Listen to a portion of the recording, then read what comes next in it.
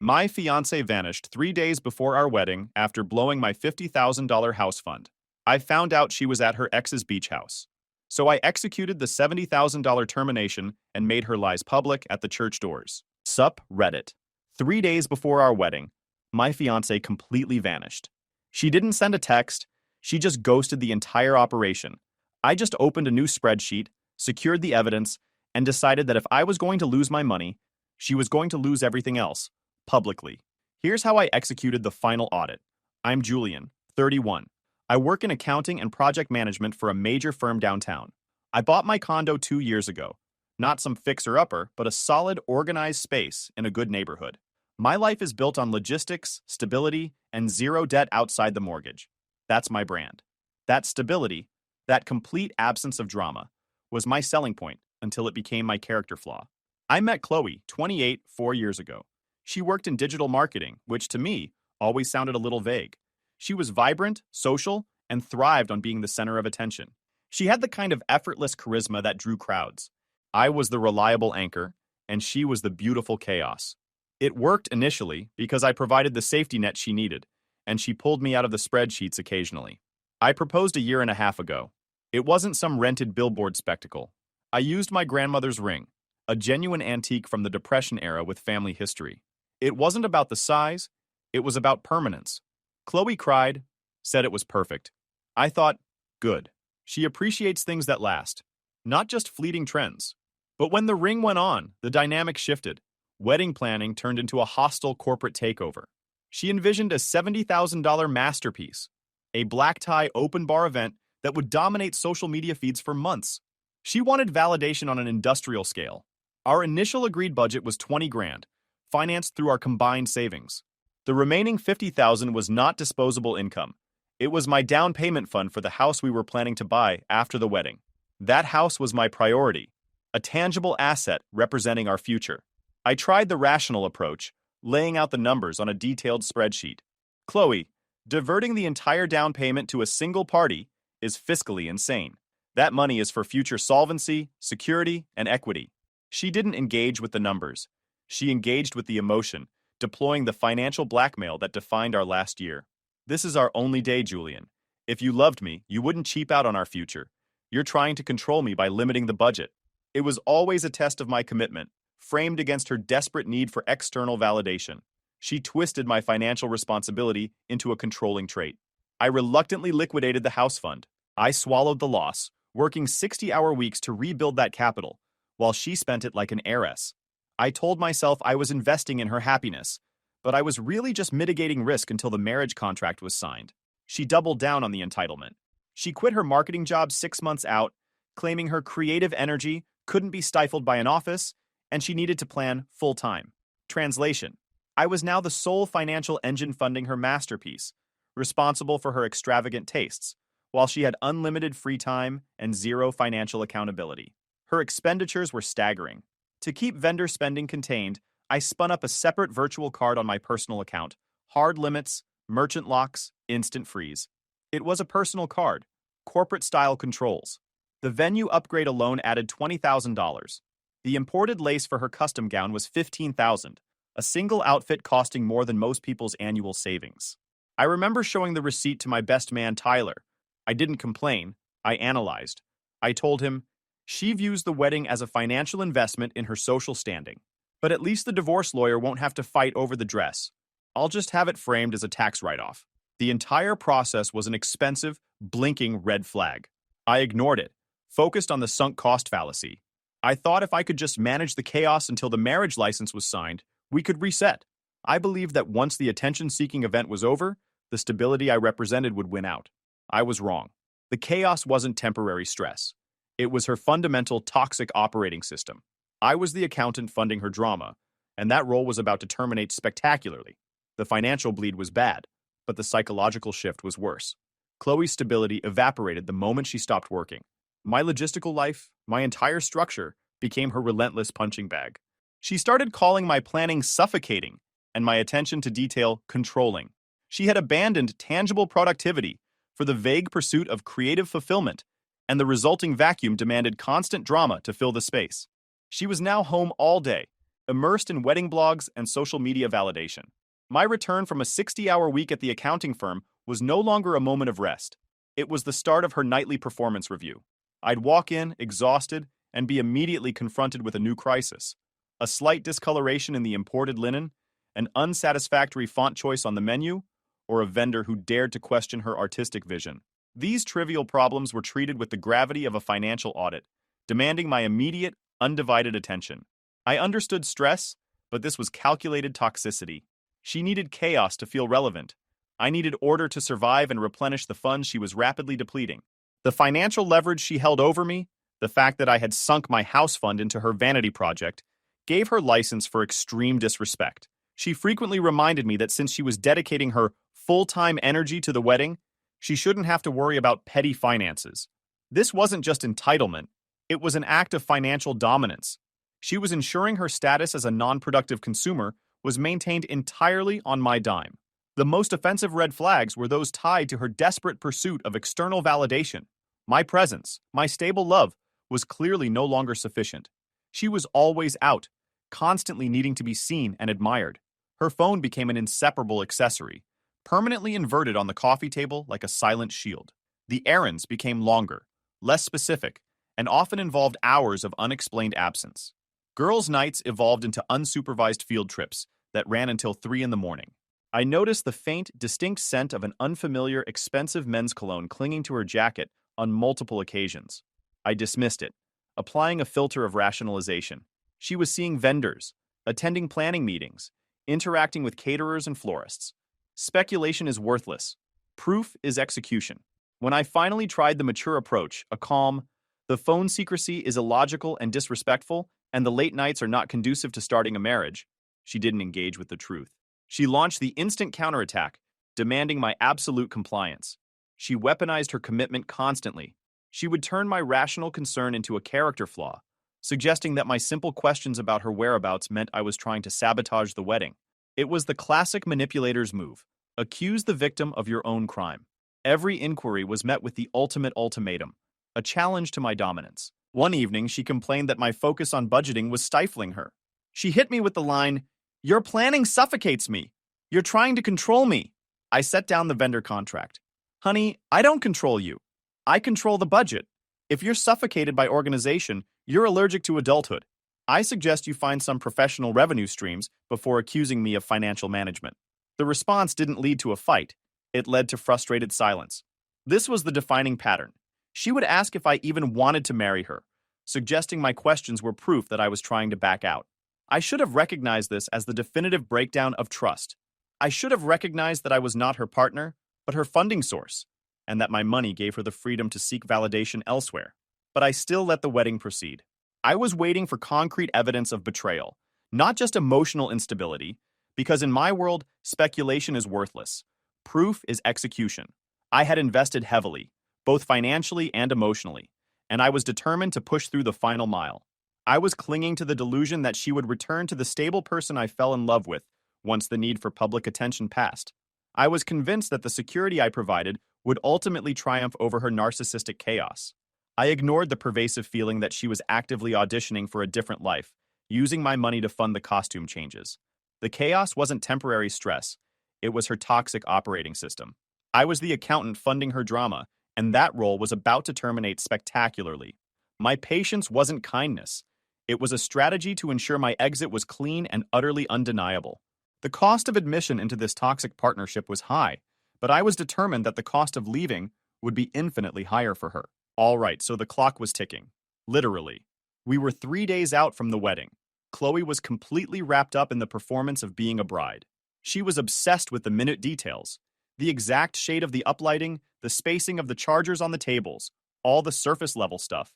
It was all about the validation, not the marriage. The week started hard. Monday was a disaster with some floral vendor demanding a final choice on imported roses. Tuesday was the dress fitting and spa day. I felt like I was running interference for a celebrity, not preparing for my wedding. I was working double shifts at the accounting firm just to manage the operational fallout, both at my job and at home. Wednesday was supposed to be the pivot point. I had taken a half day off, which was a massive concession for me, because we absolutely needed to pack for the honeymoon and finalize the seating chart. That chart was the only physical document I'd seen all week that contained numbers, so I was looking forward to attacking it. I woke up Wednesday morning. Chloe was still in bed, claiming exhaustion from the emotional labor of the dress fitting. I kissed her forehead and told her I'd be home by 1 p.m. She mumbled a low, generic, "Love you, future husband." That statement didn't feel real then, and now it just feels like the final, calculated line in a script. I got back to the condo right on time, exactly at 1:05 p.m. I walked in, expecting the usual whirlwind of tool and stationery, but the place was quiet. Too quiet. I called out her name. Nothing. I checked the kitchen counter. No hastily scribbled note. I went upstairs. Her side of the closet was still full of clothes, but her expensive monogrammed overnight bag was missing from the shelf. Her purse was gone. I walked over to the windows that faced the parking lot. Her car, the mid-range SUV I helped finance, was gone. I moved into assessment mode. I checked the joint calendar on my desktop. No unlisted vendor meetings. I checked my phone log. No calls or texts. I tried her cell phone, straight to voicemail. I tried again 15 minutes later. Same thing. I knew she never let that phone leave her hand. I sat down at the kitchen table, staring at the seating chart template she had left open. It was a physical document representing a $70,000 failure. I spent the next 3 hours methodically trying to locate her. I called her mother. She was cheerful, suggesting I was overreacting. I called Jessica, her maid of honor. No answer. I called her favorite high-end coffee shop. They hadn't seen her. The total abandonment of structure spoke volumes. She had intentionally vanished 3 days before the biggest event of her life, and she did so without a single word of explanation. By 5 p.m., I moved from simple curiosity to cold, definite certainty. She had gone off script. I considered the police but immediately dismissed the idea. A missing person report would grant her sympathy and control of the narrative, painting me as the stressed-out fiancé. I needed proof of infidelity, not a rescue mission. I knew my patience had led to this moment. She was too reckless, too entitled, and too focused on her need for external validation to manage her deceit perfectly. She needed to be seen, and that need would be her undoing. I texted her again. "Where are you? Respond now." Still straight to voicemail. Then, the critical piece of the puzzle dropped in. A text from Ava, Chloe's sister, arrived. It wasn't a question or a sympathetic check-in. It was a desperate warning, confirming the conspiracy. The screen lit up with Ava's text. "Julian, please don't drive there. It's worse than they say. I told her not to do this to you." That single text was the evidence I needed. It was proof that this wasn't an isolated mistake. It was a known, deliberate action, actively concealed by her inner circle. The phrase, "don't drive there," told me she was at a static, recognizable location. The phrase, "I told her not to do this," confirmed the premeditation and the depth of the betrayal. I felt zero rage, only a profound, icy calm. The contract had been breached, publicly and irrevocably, by the other party. My patience had paid off. She had made the final, fatal mistake that granted me the leverage I needed for a clean, justified exit. The time for speculation was over. I grabbed my keys. I knew exactly where she was, and the only path now was execution. The address flashed in my mind. The beach town where Xander, the crypto consultant guru, lived. Her ex. I remembered hearing Chloe talk about a beach retreat Xander hosted for his clients. It wasn't a confirmed data point until Ava provided the coordinates. I didn't text Ava back. I didn't need to. I didn't need any more conversation. I needed final, visual confirmation. I locked the condo. I drove to the bank and withdrew a significant amount of cash. If I was going to secure proof tonight, I needed to be ready to pay for it immediately. My project manager brain was fully engaged. This was the final audit before termination. The drive was quiet. I used the time to go through the vendor contracts in my head. If I pulled the plug now, I was losing the $30,000 deposit. Gone forever. But I would save the $40,000 final payment due on Saturday morning. Net positive $10,000, plus securing my freedom. That was the math. I pulled into the small coastal town, just as the sun was really starting to go down. This place was full of overpriced little vacation rentals, and homes built to look expensive, but probably had bad foundations. Classic Xander territory. It took me about 20 minutes of driving around the few high-end rental communities to spot it. Tucked away on a quiet street, there it was. Chloe's mid-range SUV, parked carelessly in the driveway of a beige, stucco house with a second-floor balcony. I parked about 4 streets away, far enough that I could walk up the block without being seen. I kept my head down, moving like I was just a tired tourist. The air was salty and damp. I got close enough to see the rental unit clearly. The lights were on upstairs. I could see the edge of the balcony, and there they were. Chloe was sitting on a lounge chair, wearing one of those oversized vacation t-shirts. Xander was standing next to her, looking down and talking to her. He put his hand on her shoulder, and then leaned down and gave her a long, slow kiss on the top of her head. It was the kind of intimate, quiet affection she never gave me unless we were in front of her friends. I stood behind a massive hedge for a full 5 minutes. 5 minutes of absolute icy observation. No screaming, no rushing the door, no drama. That wasn't my style. I just logged the visual evidence, confirmation, physical proximity confirmed, unambiguous interaction observed, timestamp logged internally. My first true thought was not about betrayal. It was about finance. Congratulations, Chloe. You just forfeited a $70,000 wedding and a secure future with a guy who actually files his taxes, all for a two-bit guru who probably calculates his net worth on a whiteboard. I turned around and walked away. The mission wasn't to confront her. It was to get evidence that she couldn't argue with in court or on social media. I had the why. Now I needed the what and the when, professionally documented. I drove immediately to the nearest town that looked like it had any kind of legitimate business. Found a small strip mall with a sign for legal and investigative services above a window. It was maybe 7:30 p.m., but the light was on. I walked in. The guy inside, Frank, looked like he'd been waiting for me all night. He was old school, wearing a wrinkled sport coat. I skipped all the emotion. I need irrefutable proof of a matrimonial contract breach. Specifically, time-stamped visual confirmation of my fiancé and a third party engaging in an intimate setting tonight and potentially the previous night. I handed him the stack of cash I'd withdrawn earlier. $800 cash retainer. I need photos and any corresponding financial records you can pull, like hotel bookings or receipts. I need this package in my hands by 10 a.m. Friday. I gave him the address of the rental and a clear photo of Chloe and Xander. I explained the stakes. 3 days before a massive wedding. He just nodded, counting the cash slowly. He didn't ask about my feelings. He only asked for the specific details of the third party's vehicle. I respected that professionalism. He also explained that for anything before tonight, he could lawfully obtain motel billing records and closed-circuit security stills from the property manager, in addition to whatever photos he could shoot himself. You'll have your audit package by Friday morning, Frank said. I drove the 2 hours back home. I got to the condo around 11:30 p.m. I went to bed, feeling completely empty, but completely in control. The silence of the house was now a comfortable absence, not an anxious void. Thursday was a mental blur. I went to work. I answered calls from vendors asking for final confirmations, telling them blandly, "Hold that payment. There's been an unforeseen logistical issue." I worked late, keeping my head down, not letting anyone see the storm coming. I didn't hear from Chloe. Friday morning, 9:45 a.m., the PI Frank didn't disappoint. He showed up at my condo with a thick manila envelope. Inside was a set of high-quality, time-stamped images, 4 photographs Frank had shot on Wednesday night, the balcony, Chloe laughing while Xander poured her a drink, and 2 motel CCTV stills, obtained legally from the manager, showing Chloe and Xander getting into his SUV on Wednesday night. But the real, devastating kill shot was the last item, a copy of an invoice and a credit card receipt. It was a motel room booking, Wednesday night through Thursday morning, in that same coastal town. The charge hit the vendor-only virtual card on my personal account, the one I'd set up with corporate-style controls and given her solely for legitimate vendor fees. She had literally itemized her infidelity in my expense report. Not only was she cheating, but she had financed the first leg of her betrayal with the card I provided for our wedding logistics. I stared at the receipt. I felt a small, dry smile crack my face. You are truly something else, Chloe. You just signed the worst contract of your life. The evidence was now secured, certified, and financially documented. The time for planning was over. The execution phase could begin. It was Friday. The wedding was Saturday. My first move was financial. I didn't get angry. I got logistical.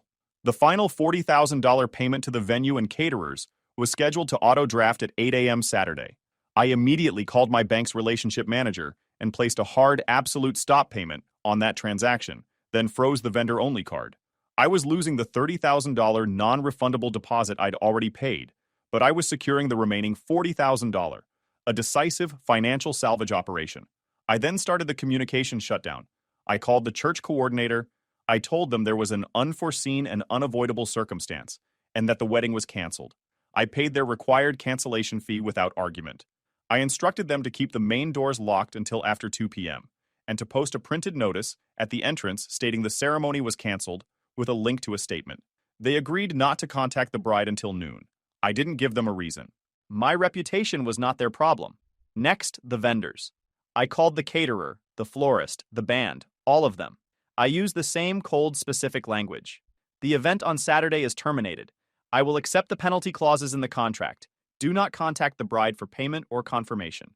I took the immediate financial hit to prevent future legal headaches. This was costly, but far cheaper than the financial and emotional ruin she was planning for us both. The goal wasn't just to leave, it was to control the narrative. Chloe thrived on attention and manipulation, twisting reality through tears and emotional blackmail. I needed to issue a public, irrefutable statement of facts that nobody, not her mother, not her friends, could argue against. I didn't use social media. That's for amateurs. I built a wedding website. I logged into a sterile web hosting service and built the site in under an hour. It was minimalist, using a clean black and white theme. The header was simple. Wedding canceled. Statement below. Below the statement, I uploaded the PI photos. I didn't edit them. I used the raw files with the date and timestamps clearly visible. Next to the gallery, I posted a one-line summary. The bride-to-be was vacationing with her ex-boyfriend Xander instead of preparing for her marriage, and financed the motel stay with the groom's vendor-only virtual card on his personal account. I proofread it once. It was cold, clinical, and undeniable. I copied the URL and wrote the final, short message I planned to distribute. The wedding is off. See below for the logistical justification. I scheduled the email to be sent at 11 a.m. Saturday, 1 hour before the guests were due to arrive. I needed the information to be public, but timed for maximum impact and minimal chance of her counter-narrative getting ahead of the facts. Friday evening was the rehearsal dinner. I had to attend. It was non-negotiable. I needed to observe Chloe and maintain my facade of compliance one last time. I changed into my suit, feeling like an actor about to walk onto a stage set for a tragedy. Chloe finally returned home late Friday afternoon, acting cheerful. She explained her disappearance with a flurry of lies about a digital detox spa day and vendor emergencies. She even handed me the corporate card back. I took the card, looking her dead in the eye. I didn't shout. I didn't question. Oh, I didn't miss you, Chloe. I told the venue I'd negotiated a 25% discount on the final payment while you were out. Don't worry. The savings spreadsheet is current. It was a bluff to keep her calm long enough to finish the plan. She looked confused, annoyed by my lack of emotional response, but didn't press it. That was the last truthful moment we ever shared. The rehearsal dinner was a performance I wouldn't wish on anyone. Chloe was the star, radiating fake excitement, giving a tearful, loving speech about soulmates and destiny. She made a point of thanking me for being her rock and the only stable man she'd ever known. Her parents cried. My mother cried. I sat there smiling, a mannequin of a fiancé. My groomsman, Tyler, saw the dead look in my eyes and pulled me aside later. Dude, you look like you're about to kill someone. I'm not killing anyone, Tyler, I said, my voice flat. I'm issuing a corporate termination. Logistical cleanup starts tomorrow. I instructed Tyler to check his email at 11 a.m. Saturday and ensure the link went immediately to everyone on our side of the guest list. I couldn't risk her intercepting my messages. I drove Chloe home. While she slept soundly, oblivious and exhausted from her performance, I sat at my desktop. I checked the website one final time. I verified the scheduled email blast. My system was armed, operational, and locked on target. I went to bed, knowing that the cost was high, but the freedom was priceless. I was prepared to walk away from $30,000, but I was walking toward a life without chaos. Saturday morning. The atmosphere in the condo was strangely normal, which was unnerving. Chloe was up early, buzzing with entitled energy. She was having her hair and makeup done by a team of stylists she'd hired, a small army of professionals prepping the star for the main event. I avoided the chaos, staying locked in my home office. The clock was the only thing that mattered. At 10:45 a.m., I verified the automation. The subject line was stark. Wedding canceled, statement attached. At exactly 11 a.m., the system sent it to my entire side of the guest list and a few key mutual contacts, and simultaneously blasted the same link to the rest of the 300-person guest list. I didn't stick around. I left the condo quietly while the makeup artist was airbrushing Chloe's cheekbones. I drove my car straight to the church. I needed to see the first wave of fallout with my own eyes. I parked 3 blocks away, out of sight. My phone was silenced, but the screen kept flashing with incoming texts and calls. I ignored them all. My only focus was the front steps of the church. The church coordinator had followed instructions perfectly. The large, heavy oak doors were kept locked, and next to the massive, professional, "Welcome to the wedding of Chloe and Julian" sign, the church had posted a printed notice stating the ceremony was canceled, with the website address for details. Guests started arriving around 1:30 p.m. They were dressed in formal wear, slightly confused by the sight of the locked doors. They clustered near the sign, confusion giving way to annoyance. Then, someone noticed the posted notice. A few people pulled out their phones. Within minutes, the whole crowd had transformed. They weren't reading the sign. They were staring intently at their screens, their faces shifting from confusion to shock, and then to absolute judgment. The logistics had worked perfectly. The narrative was established before the antagonist even arrived on the scene. My own cousin David was standing nearby. I saw him hold up his phone, point at the locked doors, and then shake his head violently. He turned to a group of my colleagues and said something that made 3 of them immediately laugh. The public audit was proceeding smoothly. The clock hit 2 p.m.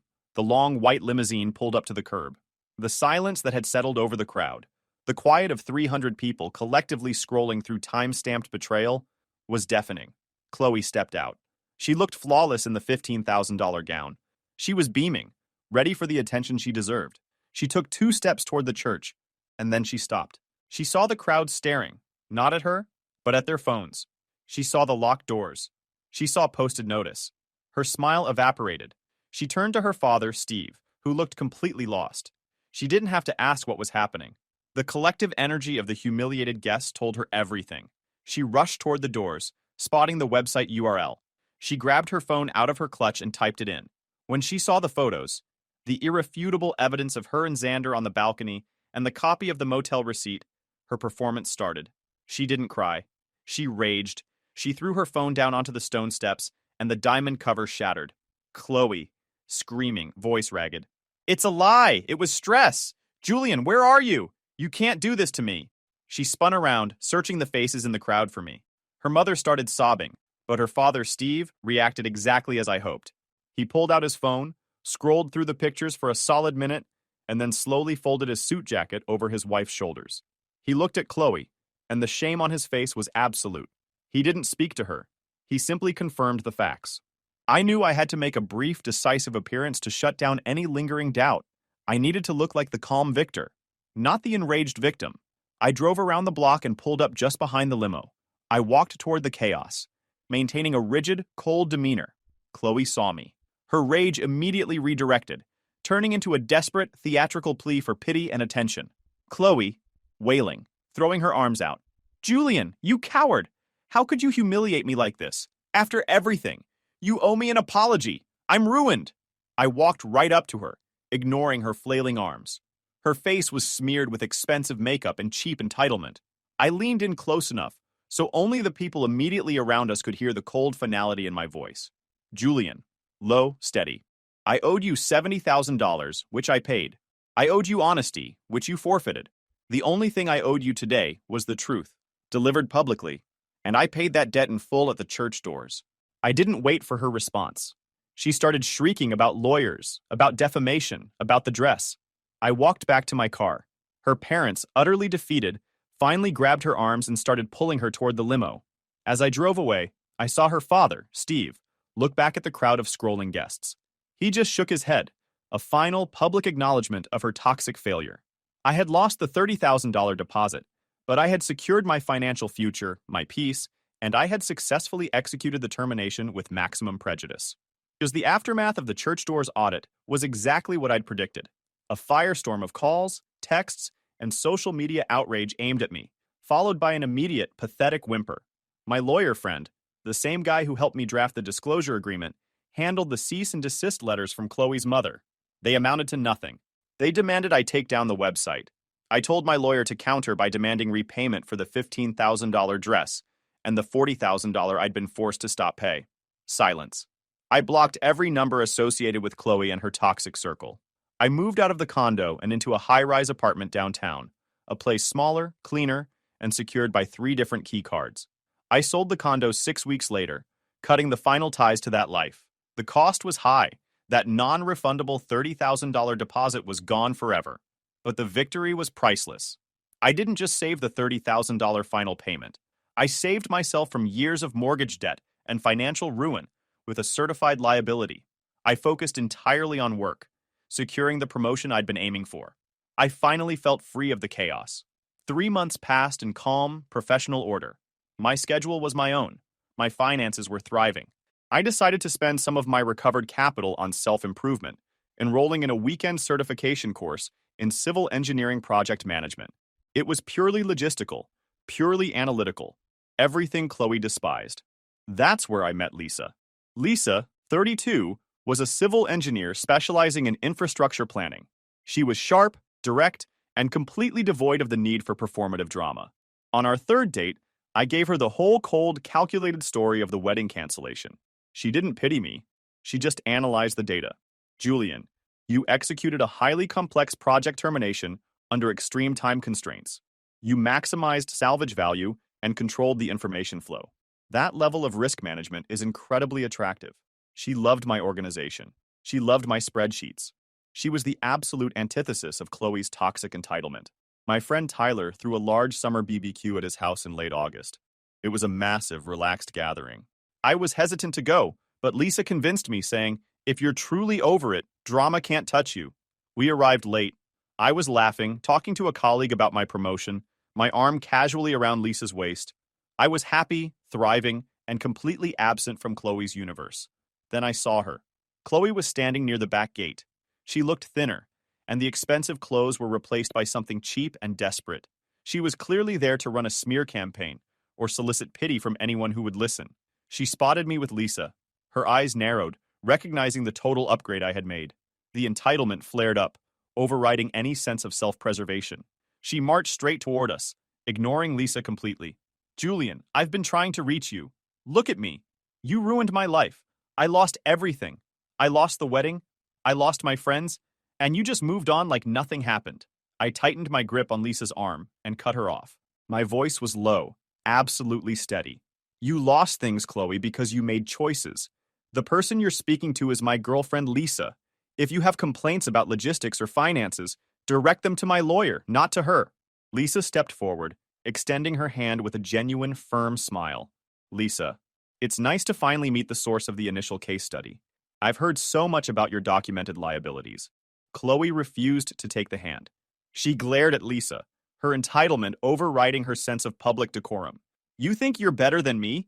He's controlling. He's obsessed with spreadsheets. He'll ruin you too. You're just some cold robot he replaced me with." The back and forth was happening in front of a dozen people. Lisa was completely unshaken. "I find his attention to risk management incredibly attractive. And unlike you, my career path requires that I appreciate order. You weren't ruined by a man, Chloe. You were exposed by your own poor execution. You were a proven financial liability." That line, the clinical, analytical dismissal, broke her. Her composure shattered, and the performance turned into a primal shriek. Chloe, wailing, desperate for attention. "I have nothing. Xander left me. You can't just walk away after all the planning. You owe me an apology." I looked her dead in the eye, my voice final. "The only thing I owed you was the truth, delivered publicly, and I paid that debt in full at the church doors. The audit is complete." I took Lisa's hand and started walking toward the car. Chloe didn't stop. She started chasing us, screaming threats about lawyers and defamation. Her own friends, horrified by the spectacle, finally grabbed her arm and dragged her back toward the house. As we reached my car, Lisa showed me a screenshot on her phone. A burner account had messaged her moments earlier. "I hope you choke on his spreadsheets." Lisa just typed a crisp reply. "Thanks for the warning. We've actually accounted for all potential risks, including unwarranted external communication. Have a great life." "Did you just use risk assessment terminology on my ex?" I asked, letting out the first genuine laugh I'd had in months. "Julian, you taught me that the best way to handle chaos is through organized termination," Lisa said, smiling. "Now, about the load-bearing walls for that house you're planning. I am exactly where I'm supposed to be. And I didn't owe the liar a quiet exit when she had been living her chaos loud." Guys, we are so close to hit 100,000 subscribers on this channel. If you are not subscribed to the channel, please consider subscribing. It really helps hit that 100,000 mark. Thanks for making this dream come true.